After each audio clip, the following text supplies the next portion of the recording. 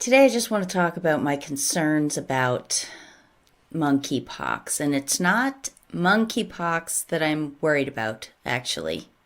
What I'm worried about is that people have become so cynical about the medical system and the fear mongering that the mainstream media does about illnesses now. Or they're so convinced that this disease is just a cover up for symptoms that come from having gotten a COVID-19 vaccination. Or they're so just burned out that they can't even listen to the news anymore, and they're having trouble paying their bills now because of inflation and all the different shortages. Everybody's stressed to the max, is my point. And monkeypox is bubbling along in the background. People aren't aware, I don't think, that the WHO is ramping up its warnings slowly. Oh, there's more cases. Oh, it might be scary. Oh, we might have to do things. And they're recommending the vaccine now. And the vaccine for monkeypox is actually a smallpox vaccine. And guess what? There are people out there getting the vaccine. So my concern is that there is an outbreak on the horizon, but it's not going to be of monkeypox. It's going to be of vaccinia. Because did you know that the smallpox vaccine is its own virus called vaccinia? That's what they use to inoculate people against smallpox, monkeypox, and other poxes. They use this virus called vaccinia. And vaccinia can cause severe illness. Vaccinia causes more severe illness than smallpox does, and definitely more severe illness than the other poxes do. Here is a study done in 1968 by Russian scientists, but translated by the U.S. Army. And I want to read you a portion of this, a very small part. Now, first I have to tell you that there's something called the Alastrim virus, and the Alastrim virus is smallpox redux. It's just a lesser version of smallpox, and it's called Alastrim. So keep that in mind when I read this paragraph. From the findings cited, it is evident that the Alastrim virus is weakly pathogenic to all types of laboratory animals used. In this respect, it was scarcely distinguished from the virus of natural smallpox. It pales in comparison to, guess what? The vaccinia virus, which was a creation of man in order to supposedly combat these weaker viruses. Okay? It says, in this respect, it was scarcely distinguished from the virus of natural smallpox and was sharply distinguished from the vaccinia virus, the vaccine virus. It is to be pointed out that the researchers noted the weak pathogenicity of smallpox and Alastria viruses for laboratory animals in comparison with the pathogenicity of vaccine virus. And I don't know, keep in mind, I am not a medical professional. I'm not a virologist. I'm not a vaccinologist. I'm not a medical historian or any of that. But what I read there and what I have seen from my other research is that the smallpox vaccine, vaccinia, can cause severe disease. And it can shed and spread from the vaccine site to people around you. So my point is, monkeypox is a nothing burger. But some people are still going to rush out and get this vaccine, especially if they keep ramping up the fear of monkeypox and the usual people, the normies, the NPCs, go, I got to get this vaccine. What we might end up with is a vaccinia epidemic. Now, it's not easily transmissible, okay? So it wouldn't sweep the world. But the trouble with it is that vaccinia is especially bad for immunocompromised people. From the CDC, They note that pregnant women, those breastfeeding, immunodeficient people, and those with skin conditions or allergies are at high risk if exposed to vaccinia. And remember, that exposure might come from a vaccinated person. In fact, it only can, because vaccinia is the vaccine. As you see here, a vaccinee can also spread vaccinia virus from the vaccination site or other lesions distant from the vaccination site, because they sometimes spring up elsewhere after a person gets a vaccine, to close contacts through direct contact or through other vectors such as clothing, bedding, bandages, or anything else contaminated by vaccinia virus. Infection through contact transmission can result in the same adverse events observed after smallpox vaccination. Because yes, people who get the vaccine can also develop vaccinia, quite serious condition, and they can die. In fact, if you go back in history, you will see that they warned against using vaccines for smallpox. Here's 2002. They studied the merits of a smallpox vaccination plan, and they said it was too dangerous. Now here they say it would kill 2 in 1 million people who take it. But if you go back further in history, you're going to see that that seems not right. That seems like an underestimation, because as you can see here, from New Jersey in 1947, a 3-year-old New Providence girl died at Overlook Hospital here yesterday of a nerve infection, which her family doctor said resulted from a smallpox vaccination that the doctor gave her April 22nd. Hers was the second death in the state in 2 days, which apparently resulted from smallpox vaccination. And here her death certificate lists vaccinia encephalitis due to vaccination smallpox. So that NPR article said it was 2 in 1 million. Just so happened there were 2 right there in New Jersey in that short of a time period.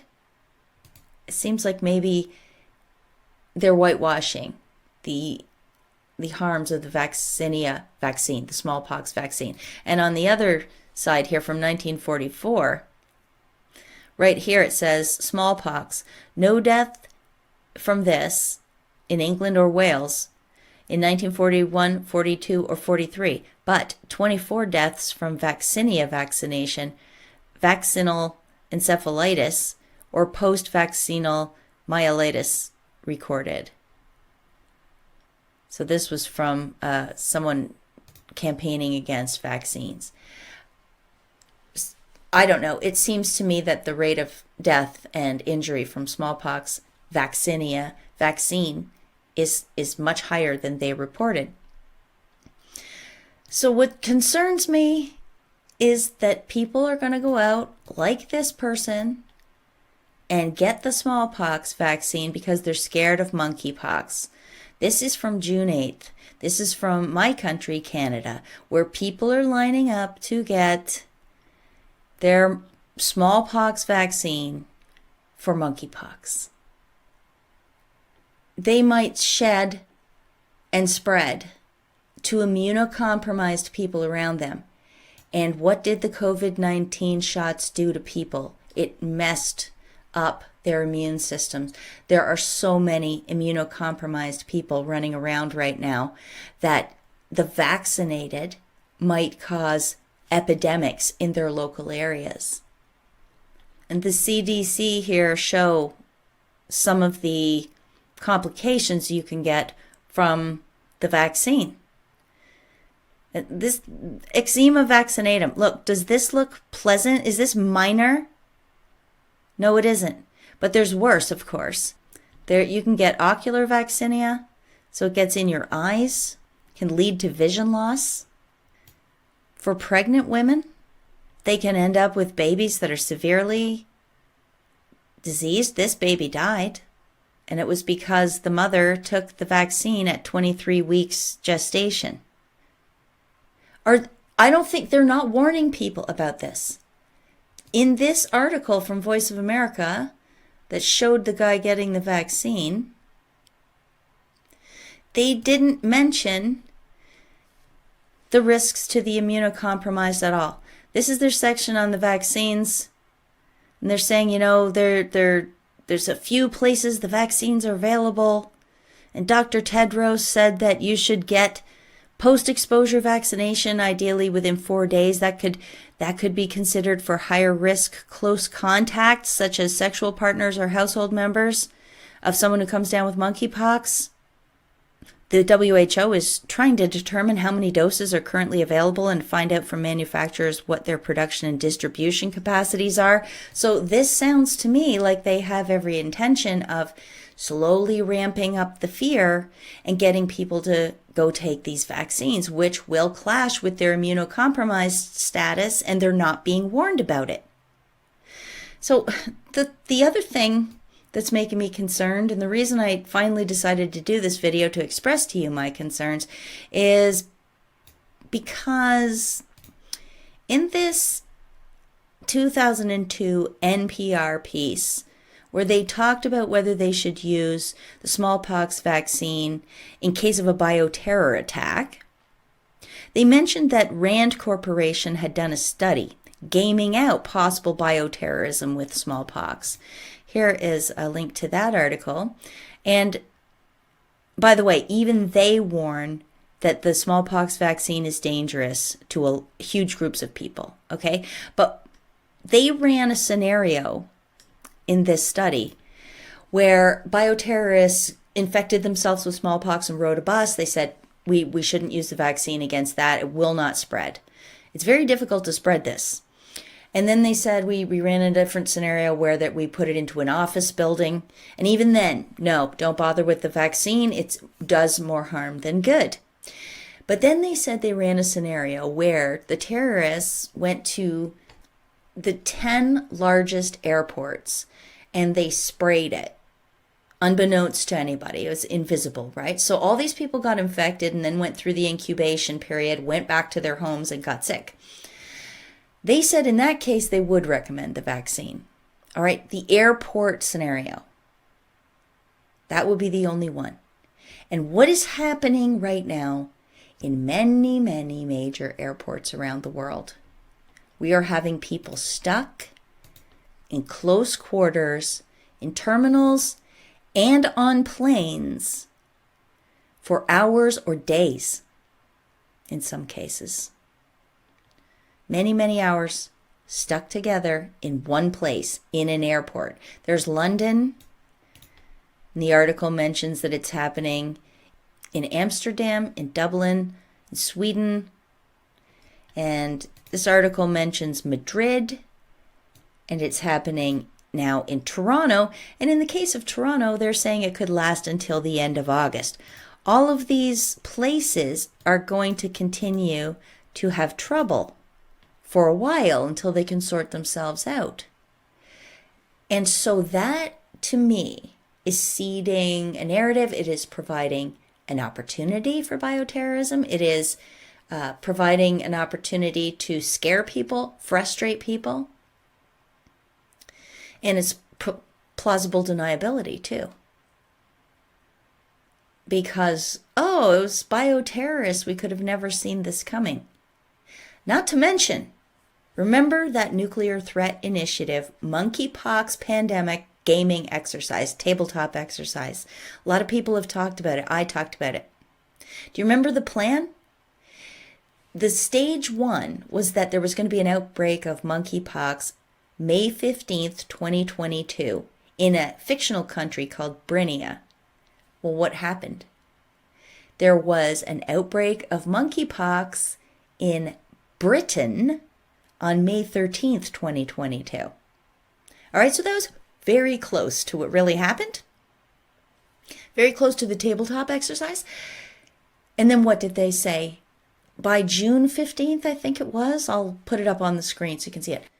Oh, no, sorry. It's by May 2023, so 1 year. 1 year later, there would be way more cases, and they would find out that it was actually bioterrorism, that somebody had weaponized monkeypox in a lab and then released it on the public. They may be going according to plan, but the real disease will not be monkeypox. It will be vaccinia. I mean, do they have treatments just in case you get sick from this or sick from the vaccine? Yes, they do. One of them, Cidofovir. Look at the side effects and complications from Cidofovir. The major complication of Cidofovir therapy is renal toxicity, which is sometimes irreversible, results in renal failure, and requires dialysis to prevent death, kidney failure. To reduce the renal toxicity of Cidofovir, it must be administered with careful IV hydration and with probenecid. Probenecid also has severe adverse effects associated with headache, anorexia, nausea, vomiting, urinary frequency, hypersensitivity reactions, anemia, hemolytic anemia, nephritic syndrome, hepatic necrosis, gout, uric acid stones, and renal colic. It should be used with caution among children, pregnant women, and persons with sulfa drug allergy. And of course, I didn't even get to the end of all the side effects from Cidofovir. Neutropenia, proteinuria, decreased intraocular pressure, anterior uveitis, iritis, metabolic acidosis, Cidofovir-related carcinogenicity, tetragenicity, hypospermia, wow, mammary adenocarcinomas. So it's poison all the way down. To be honest with you, I've tried to record this video multiple times, and right now I forget what I've already covered, so I might be missing something important. I'm not sure. But let me just wrap up. We know that their fear campaigns are successful on a great many people.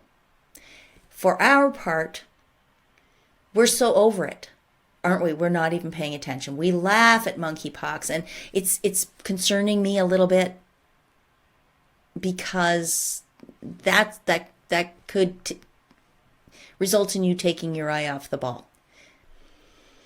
Everyone thought, okay, they're going to get their immune system screwed with the COVID-19 vaccines, and the next flu or something is going to be what kills them. But what if it's not the flu so much as the next vaccine? The vaccinia vaccine, the smallpox vaccine, because they are immunocompromised and nobody's warning them about it, they're going to have a really hard time with it. And not only that, because of the very nature of the way the vaccine works, they could spread this virus, which is a vaccine called vaccinia, to their close relatives and close contacts who might be immunocompromised and who might not get the vaccine themselves, but they still end up with vaccinia disease. Vaccinia. You know what I'm saying? So don't be so quick to just say, they're full of crap and we don't have to worry at all about this. Because we have to worry about is the way they're maneuvering. Once again, they are maneuvering and you can see it. Okay. Thanks everybody for listening. Please go to my website, amazingpolly.net, if you would like to see interesting things from around the web, or if you can afford to. I would greatly appreciate if you could make a financial gift to this channel so I can keep doing this work. Times are, tough for everybody, so please consider that before you donate, whether or not you can afford it with everything that's going on. AmazingPolly.net. I'll see you over there. Thank you to everybody who has contributed. And in my next video, which I'll probably post over on More Polly, my other BitChute channel, is I'm going to read a couple of letters that I got that are very interesting and have to do with Dr. Mark Buller, foremost poxvirus expert who died by being hit by a car in 2017. Yeah, I want to read those two letters. Thank you to those who sent them to me. In fact, there'll be 3 letters. There's another angle on it as well. So I'll see you over on More Polly soon, and I'll see you back again here. Until next time, peace out.